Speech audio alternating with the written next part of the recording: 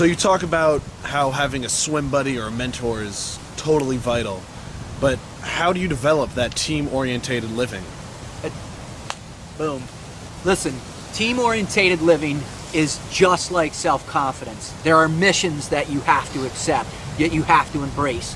There are 4 simple missions to developing a team-orientated lifestyle. Mission number 1, commitment. You have to be committed to the team that you're on. You have to be committed in every single way you can imagine. In your heart, every day you show up, where you look at the people that you're working with and you give them everything that is inside you. You have to have that commitment resonate in your actions, in your speech, and the way you interact with people. Commitment is the number 1 mission behind having that team focus, that team drive, that team orientation towards success.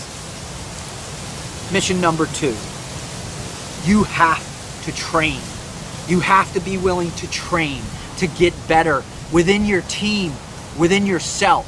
Training never ends, and the training has to be good training. It can't be just this little lollygag training that people like to do. Oh, I'm getting ready for this or ready for that. Negative. That's hogwash. That's unsatisfactory. That's unsat.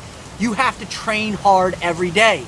Because why? As a team, we have new personalities coming together. We have different types of ideas or mindset. So when you train, you rehearse, you put all that together, you fuse it together to where you can become focused, to where your natural intuition can start flowing freely through each other. There's so much ability that exists when people come together as a cohesive group, but you have to train to that level. You have to perfect those actions. You have to become high speed. You have to be doing the things every single day that's going to make that team better. Mission number 3, you have to communicate. One of the most powerful things that we have on this planet is our ability to communicate. If you can't communicate with one another, what do you have? Hold on a sec, let me prove it to you. All right, what did I just say to you? Negative, you can't read my mind. We're not there yet in this life, okay? We have to ascend to that next dimensional living, right? No, you have to communicate. I have to look at you in your face. You have to open your ears effectively, hear what I'm saying to you, and I have to be clear and precise on the way I'm delivering my message. Once we have that clear, effective communication going, those lines of communication, the respect that's within that communication, then we start training better. Our commitment shines through. All the things that we need, our self-confidence is brewing through our ability to interact with one another. That's what we have to do. You have to commit, you have to train, and you have to effectively communicate with one another.